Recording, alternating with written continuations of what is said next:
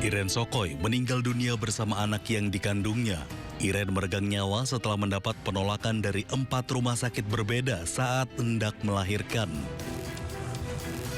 Menurut suami Iren, 3 rumah sakit menolak dan merujuk Iren karena kondisi bayi dalam kandungannya yang harus dioperasi. Sementara 1 rumah sakit lainnya meminta keluarga untuk memberikan uang muka sejumlah 4 juta rupiah, padahal korban sudah mendaftar melalui BPJS. Administrasinya udah jadi, saya Bapak masuk, bilang berapa ininya. Dengan dia punya ruangan yang untuk BPJS ini lagi full, jadi harus VIP dulu. Kamu kasih 3-4 juta baru dia masuk. Itu dia punya yang ini kasir bilang kamu masuk juga belum tentu ada dokter. Nah, belum masuk nanti kita tangani. Ya karena memang kita hanya bawa uang mungkin di bawah 1 juta, jadi kita di bawah 3 juta itu jadi kakak perempuan dan Bapak bilang masuk dulu sudah, ini kasihan dia punya apa sih, ini kamu bantu dulu nanti besok kita urus. Kita tidak ada, kita di situ. Tapi katanya dia bilang belum koordinasi, jadi kita belum bisa ini. Atas kasus ini, Gubernur Papua berjanji akan mencopot 2 direktur rumah sakit, yaitu Rumah Sakit Yowari dan Rumah Sakit AB Pura. Selain itu, Gubernur juga akan melakukan evaluasi dan menindak tegas tenaga medis yang menolak pasien. Layanan kesehatan bagi ibu dan anak jangan coba-coba main-main. Jangan lihat dia datang dia punya uang atau tidak, layani dulu. Urusan itu urusan saya sebagai gubernur dan nanti para bupati. Jadi kejadian ini kejadian yang menjadi keprihatinan saya mendalam. Dan saya pastikan rumah sakit yang singgah punya resiko wanita, minggu depan saya copot semua. Sementara itu, Presiden Prabowo Subianto meminta Kementerian Dalam Negeri untuk mengevaluasi kasus ini. Pemerintah akan segera melakukan audit dan melakukan evaluasi pelayanan seluruh rumah sakit di Jayapura. Saya melapor pada beliau. Jadi antaranya itu perintah beliau untuk segera lakukan perbaikan audit, dan saya sudah nyampaikan, saya sudah komunikasi dengan gubernur, sudah. Saya minta gubernur, begitu saya dapat informasi, gubernur Pak Matias Fakiri sesegera mungkin ke rumah korban, keluarga korban, semua dibantu. Yang kedua melakukan audit internal, masalahnya di mana. Dikumpulkan rumah sakit itu, termasuk juga pejabat-pejabat yang di dinas pendidikan. Selain itu, Ketua DPR RI Puan Maharani akan meminta komisi-komisi terkait yang ada di DPR RI mengevaluasi penanganan kesehatan di wilayah daerah tertinggal, terdepan, dan terluar agar tidak ada lagi kejadian ibu yang ditolak rumah sakit hingga meninggal dunia bersama anak yang dikandungnya. Tentu saja ini sangat concern dan akan meminta komisi terkait untuk mengevaluasi pelaksanaan hal-hal terkait dengan penanganan kesehatan yang terjadi khususnya di wilayah 3T. Jadi jangan sampai terjadi lagi penanganan atau kelalaian penanganan kesehatan yang terjadi seperti ini. Pemerintah berharap kasus penolakan pasien oleh rumah sakit tidak terjadi lagi di Indonesia. Tim Liputan iNews melaporkan. Nah, lihat mata saya biru. Nah, dagu saya juga biru. Inilah rekaman saat Fendi, korban pengeroyokan, meminta bantuan setelah diduga dikeroyok oleh oknum anggota DPRD Kabupaten Bekasi bersama rekannya di sejumlah rumah makan di kawasan Cikarang, Bekasi, Jawa Barat. Fendi bersama kuasa hukumnya melaporkan kasus ini ke Polda Metro Jaya pada akhir Oktober. Namun karena belum ada kemajuan penyelidikan, Fendi kembali mendatangi Polda Metro Jaya untuk menanyakan perkembangan laporannya. Korban menjelaskan pengeroyokan terjadi diduga karena salah paham dan mengaku keluarganya mengalami trauma akibat adanya teror dari orang tidak dikenal. Korban berharap polisi segera menuntaskan kasus ini agar pelaku bertanggung jawab atas tindak kekerasan tersebut.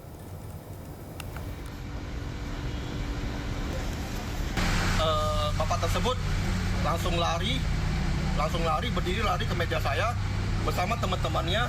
Mereka semuanya ada 14 meja. Mereka langsung datang ke tempat saya. Apa kamu datang saya? Terus saya jawab, enggak Pak. Saya cuma tanya, baru ngomong begitu saya sudah dipukulin sama mereka. Nah, yang pertama kali pukul ya bapak tersebut. Nah, kemudian saya dipukulin sama mereka karena banyak. Saya melindungi muka saya. Ya, pemirsa, terkait kasus dugaan pengeroyokan yang menyeret nama seorang anggota DPRD Kabupaten Bekasi, Polres Metro Bekasi Kota telah memeriksa 6 saksi dan belum ada yang dijadikan tersangka. Ya, Kapolres Metro Bekasi mengatakan pemeriksaan saksi menjadi langkah awal untuk memastikan unsur tindak pidana. Jadi 6 orang saksi yang ada di TKP yang kita periksa. Kita sementara masih mencoba melengkapi beberapa petunjuk dan alat bukti yang ada di TKP. Itu masih penyelidikan ya? Nanti perkembangan akan kita sampaikan. Kan ada pengaduan tentang dugaan tidak pidana, penganiayaan ataupun pengeroyokan ataupun kekerasan bersama. Itu kan harus kita pastikan, mungkin kita cek CCTV dan lain sebagainya. Dan nanti kalau memang yakin, pasti akan kita sampaikan kepada rekan-rekan sekalian. Ya, pemirsa, nasib pilu dialami seorang wanita hamil bernama Irene Sokoi dari Jayapura, Papua. Irene bersama bayi di dalam kandungannya meninggal dunia usai ditolak oleh 4 rumah sakit.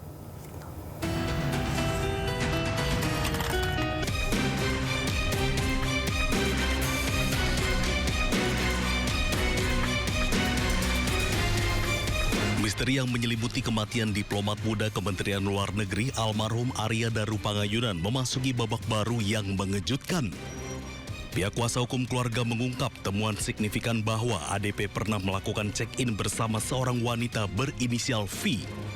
Temuan ini mendorong tim kuasa hukum untuk mendesak Direktorat Reserse Kriminal Umum Polda Metro Jaya agar segera meningkatkan status penanganan kasus dari penyelidikan ke tahap penyidikan. Kuasa hukum keluarga Arya Daru, Nikolai Aprilindo, menegaskan bahwa eskalasi status kasus menjadi krusial untuk mengungkap kebenaran di balik kematian janggal ADP.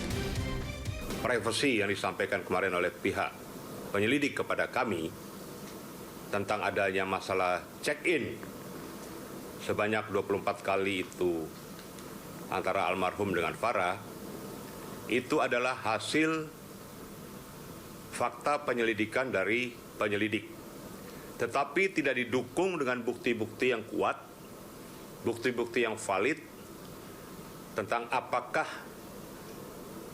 betul mereka check-in untuk melakukan tindakan asusila atau untuk kepentingan apa dan kepentingan siapa. Itu tidak pernah dan tidak dapat dibuktikan oleh pihak penyelidik. Sebelum kasus resmi naik ke tingkat penyidikan, Nikolai meminta adanya mekanisme gelar perkara terlebih dahulu. Menurutnya langkah ini penting untuk memastikan semua aspek dan bukti ditelaah secara transparan dan komprehensif. Nikolai mengungkapkan berdasarkan informasi yang diterimanya dari Polda Metro Jaya hingga saat ini gelar perkara terkait kasus kematian ADP belum pernah dilaksanakan. Fokus utama dari desakan pihak keluarga adalah pendalaman informasi mengenai sosok wanita berinisial V.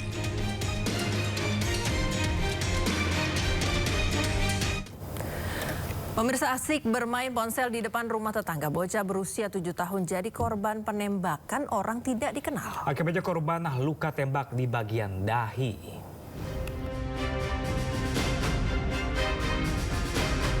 RF, bocah berusia 7 tahun ini dilarikan ke rumah sakit usai mengalami luka tembak pada dahinya.